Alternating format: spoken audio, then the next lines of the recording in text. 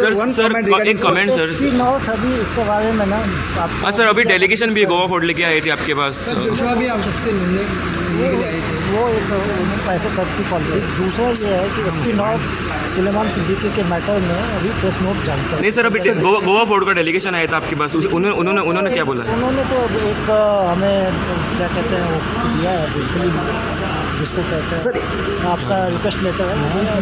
Sir वो तो ऐसे इसी सिलसिले में आए थे, पर उन्होंने डेलीगेशन के तौर पे मिलके एक उन्होंने बेसिकली एक रिक्वेस्ट लेटर दिया है, तो वो ठीक है, वो डेलीगेशन का मिलकर। सर एक ही बात बोलिए कि मेरी बात सुन लो, मेरी बात सुन। मैं आपको ये कह रहा हूँ कि एसपी नॉर्थ इसके बारे में एक प्रेस नोट बहुत जल्दी आप लोगों को देगा।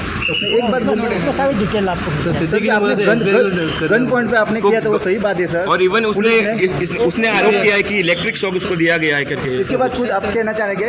एसपी नॉर्थ अभी आपको देंगे।